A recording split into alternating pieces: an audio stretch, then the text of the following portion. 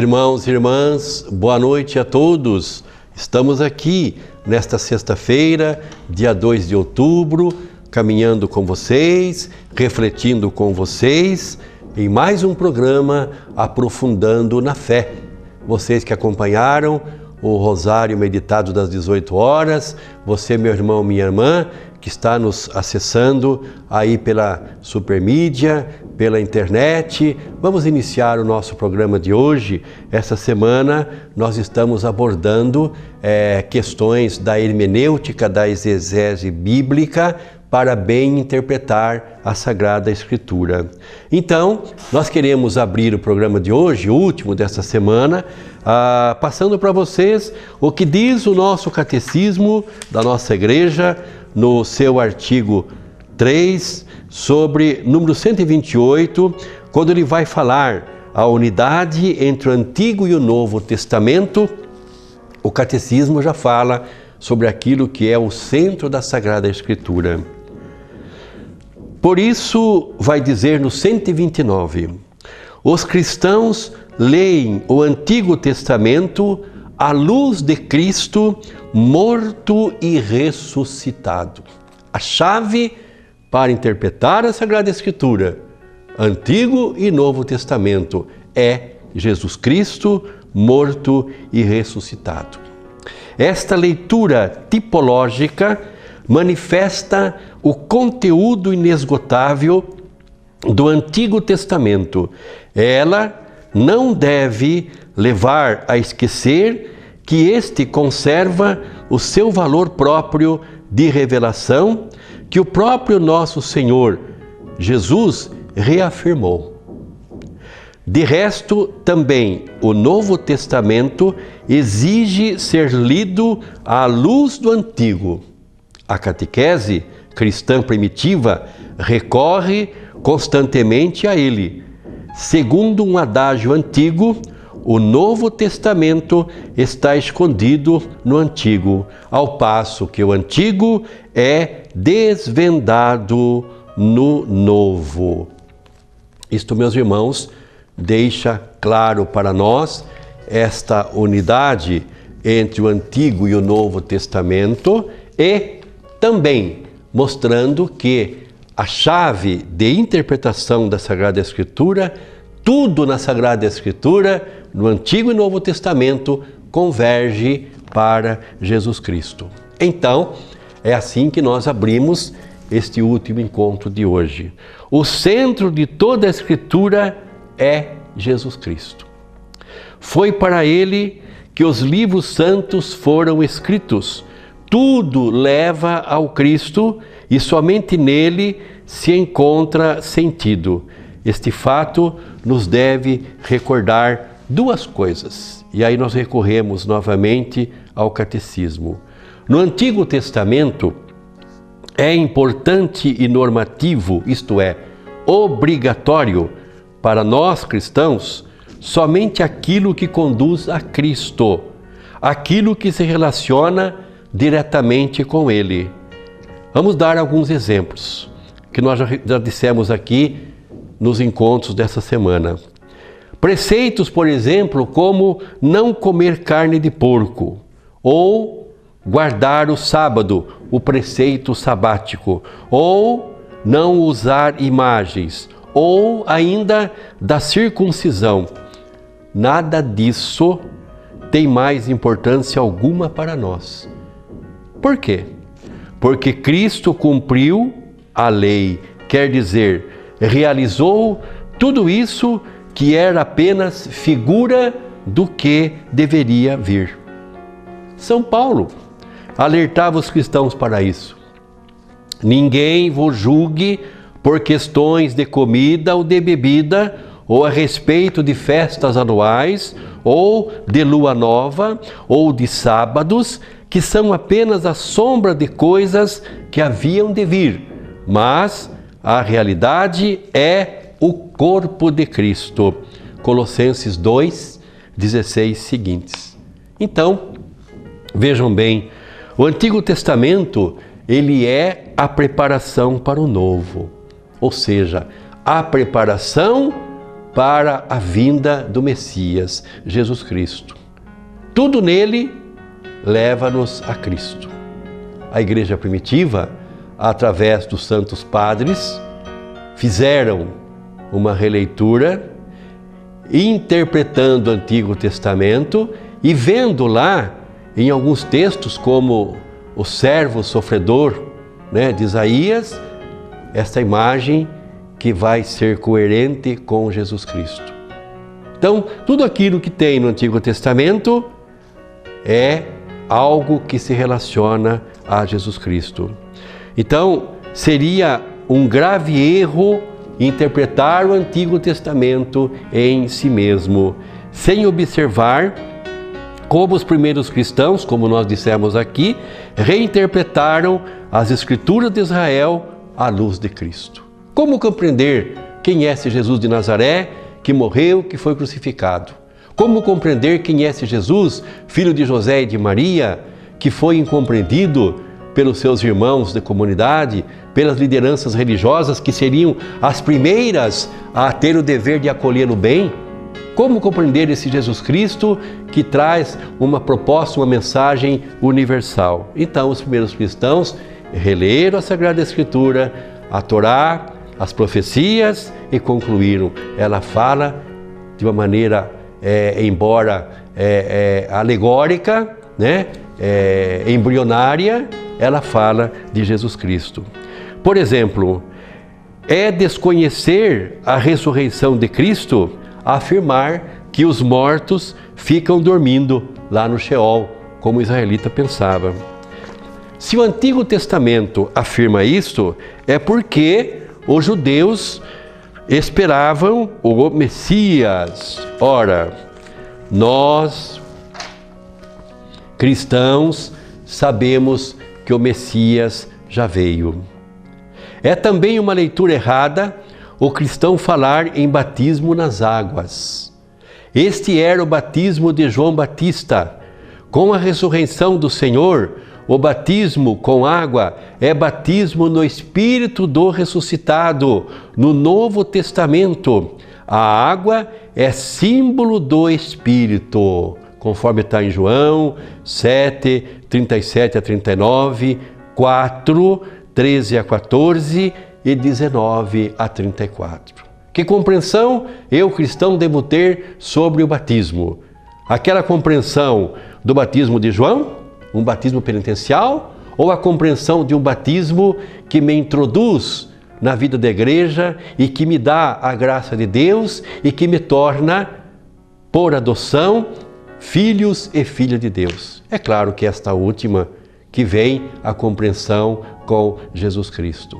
Então, irmãos, esta leitura desta forma, ela permite uma compreensão mais adequada daquilo que Deus revelou. Não podemos nos esquecer disso. Nas Sagradas Escrituras também há algo chamado analogia da fé. O que é isso? Um fio condutor, uma ideia de fundo que atravessa todos os livros. Se pegarmos as leituras dominicais, de maneira mais clara nela, talvez a de semana nem tanto, mas as dominicais, elas trazem um fio condutor. Da primeira leitura, do Salmo, da segunda leitura e do Evangelho. Cabe àquele que tem a missão, a responsabilidade dada por Deus de fazer a interpretação e a reflexão junto à comunidade das leituras dominicais, ter esta compreensão para buscar ali um fio condutor. Então, na Bíblia, isso também tem. Há um fio condutor, há uma ideia central que atravessa todos os livros, desde Gênesis até Apocalipse. Que ideia é essa? É que Deus deseja salvar toda a humanidade através do seu Filho Jesus, fazendo-lhe o dom do Espírito Santo. A ideia central já está em Gênesis? Sim. Em todos os livros da Bíblia, essa ideia central está presente, que Deus deseja salvar toda a humanidade. Claro que primeiro há uma evolução e ele começa manifestando esse desejo de ter um colóquio mais íntimo com um determinado povo, com uma determinada raça, que é o israelita.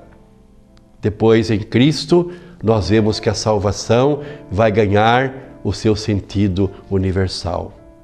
Jesus, o próprio apóstolo Paulo e os apóstolos pregavam inicialmente apenas aos israelitas. E depois nós vemos que no Espírito Santo isso vai se tornando universal. Nos próprios evangelhos sinóticos, no próprio Cristo, já há indícios claros de que a salvação é universal quando pessoas do paganismo fazem experiência com Jesus, como a mulher samaritana, como o Jairo, chefe da sinagoga, ou como aquele centurião, ou como aquela mulher cananeia. Em todos esses casos, o próprio Cristo exalta esta fé, que às vezes falta ao povo de Israel. Já é indício de que a salvação é universal. Ora, então, meus irmãos e irmãs, não se pode ler corretamente texto bíblico esquecendo-se disso. Por exemplo, os textos nos quais se fala da salvação são mais importantes que aqueles que falam em condenação. Na Bíblia, os textos que falam de salvação têm uma importância maior, devem ter uma compreensão e uma atenção mais consistente do que os textos que falam em condenação. Nosso Deus salva, não é o Deus que condena. A Bíblia, ela fala, claro, na possibilidade de condenação por um só motivo. Por que a Bíblia fala de condenação? Para nos recordar que nós podemos, com a nossa liberdade, com o nosso livre-arbítrio, dizer não a Deus, fechando-se para Ele, fechando para a sua graça, que é a vida. Então, colocar todos os textos bíblicos num pé de igualdade e fazer da Escritura um livro carrancudo que se compraz em ameaçar com o inferno seria uma gravíssima traição a Deus e ao Evangelho. Aliás, o Evangelho é boa notícia. Agora, será que é boa uma notícia que me ameaça de condenação? Uma notícia que me ameaça de castigos divinos? Não. De más notícias o mundo já está cheio. Nós cristãos temos a boa notícia do Evangelho. Deus ama e em Jesus Ele manifesta esse amor e Ele manifesta o desejo de salvar a toda a humanidade, quer seja crente ou não, quer seja pertencente a esta ou aquela denominação, a esta ou aquela religião, a todos em Jesus. A vontade do Pai é que todos se salvem. Então, meus irmãos, vamos pensar um pouquinho que às vezes há uma certa linha de pregação que trabalha muito em cima disso, do medo do inferno, do medo da condenação. Será que essa conversão ela é válida? Será que uma conversão à base de uma pregação terrorista vai tocar o coração da pessoa? Não vai, de forma nenhuma, de modo nenhum, né? Então, o Evangelho é sempre esta boa notícia. Precisamos, portanto, ter uma consciência desta analogia da fé que perpassa toda a Sagrada Escritura. Evita dar importância ao que é secundário na Palavra de Deus, caindo em erros graves. Vamos citar um exemplo que já falamos aqui.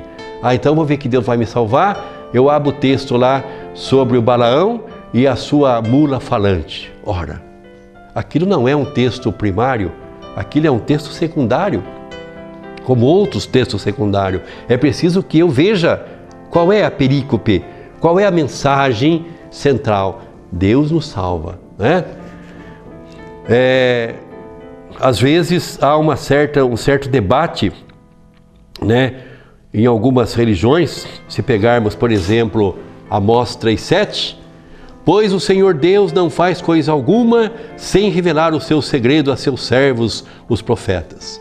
Então, algumas religiões podem partir desse texto para querer afirmar que o fundador da sua religião, né, seja um verdadeiro profeta de Deus, né, e que funda uma religião verdadeira por ordem de Deus. Ora, isso é uma leitura fundamentalista da Bíblia. O texto de Amós está muito longe de ser um texto central ou importante para a mensagem da Escritura.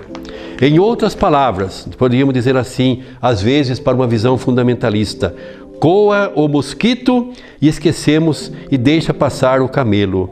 Apegarmos a um texto sem importância e esquecer textos que são assim básicos, essenciais e centrais. Outro detalhe importante nesse assunto, conforme 2 Pedro 1, 20 a 21, não pode a Escritura ser interpretada de um modo particular, de um modo privado.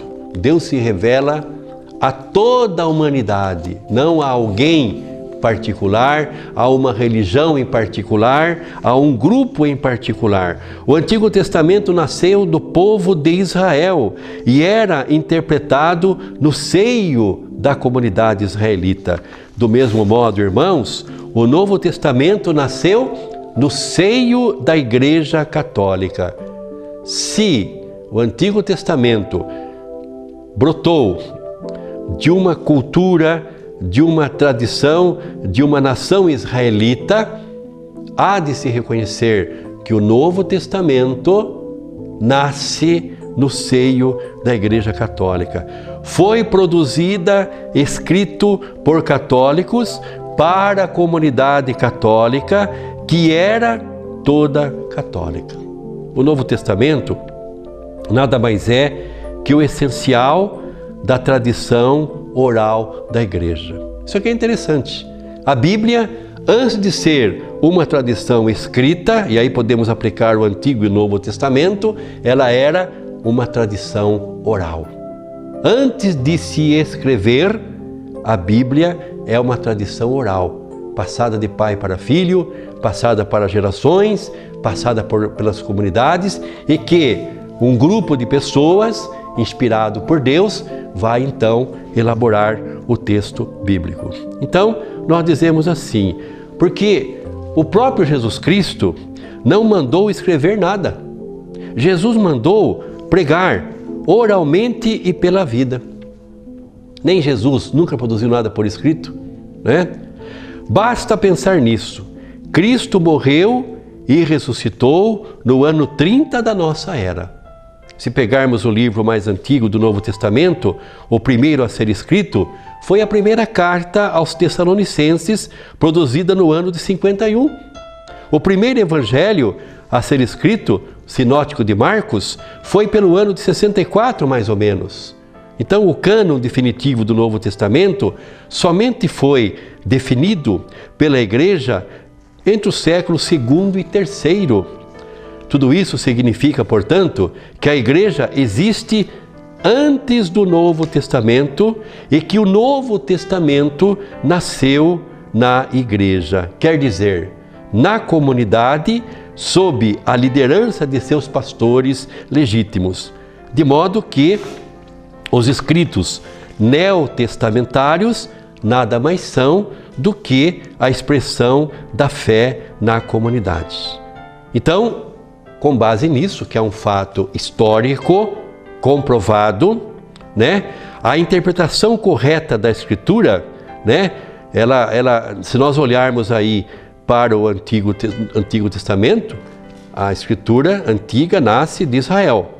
O Novo Testamento nasce a partir de Jesus e da experiência de vida das comunidades. Então vamos ver que Cristo e os apóstolos recomendam que a Igreja viva da tradição recebida oralmente. Quer dizer, naquelas coisas que veio dos apóstolos. Mas também por escrito, ou seja, a tradição atestada nos livros do Novo Testamento. Nós encontramos em Atos 2,42, 1 Timóteo 6 a 20, 2 Timóteo 1, 12 e 14 e 1 Coríntios 11, 23 e seguintes. Então, o Catecismo da nossa Igreja Católica vai expressar isso de um modo muito preciso. Diz assim: para que o Evangelho sempre se conservasse inalterado e vivo na Igreja, os apóstolos deixaram como sucessores os bispos, a eles transmitindo seu próprio encargo de magistério. Com efeito, a pregação apostólica, que é expressa de modo especial nos livros inspirados, devia conservar-se por uma sucessão contínua até a consumação dos tempos. Os hereges, eles inventavam doutrinas novas. Os bispos, fiéis à tradição, transmitiam, repetiam, falavam para as suas comunidades daquilo que os apóstolos transmitiram. E assim chegou até nós. Nem os pecados da nossa igreja, dos homens de Deus ali colocados e que pecaram, papas, bispos, presbíteros, diáconos, leigos, todos os pecados cometidos pela igreja, ninguém conseguiu, alterar a mensagem da Boa Nova que chegou até nós incólume, que chegou até nós exatamente como Jesus transmitiu aos apóstolos e como os apóstolos transmitiram à igreja.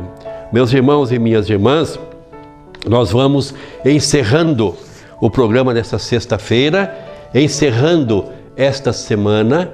Esperamos ter ajudado, contribuído para que nós cristãos e outras pessoas também possam compreender a interpretação correta da Sagrada Escritura. As argumentações, o modo de raciocínio, o conteúdo que nós passamos aqui para vocês, nós tiramos do site de Dom Henrique, que escreveu sobre isso, sobre essa questão do fundamentalismo. Então, as argumentações que nós compreendemos e nós aqui interpretamos para vocês, não são nossa autoria, mas de Dom Henrique, que é uma sumidade nesse assunto e em outros assuntos da igreja, né? Nosso objetivo não é criar divisões, discórdias, divisões, interpretações equivocadas, não. Nós, católicos cristãos, interpretamos a Escritura desta forma, com o aval do magistério da igreja, à luz do magistério, usando os critérios científicos da hermenêutica e da exegese. Respeitamos o modo de interpretar de outras igrejas e denominações, mas cremos e temos uma esperança grande que todas as formas diferentes de interpretar a Escritura, possa levar o crente, a pessoa, a uma experiência profunda com Jesus Cristo, e no caso de alguém que não crê em Cristo, que leve-o à prática do bem, do reino que Jesus inaugurou, o reino que é maior do que qualquer instituição humana, inclusive a religiosa. Muito obrigado, meus irmãos e minhas irmãs, pela sua paciência, pela sua perseverança, pela sua audiência. Deus abençoe. Voltaremos numa próxima oportunidade, quando for a nossa escala, para abordarmos assuntos referentes à nossa fé. Fique com Deus. Deus os abençoe.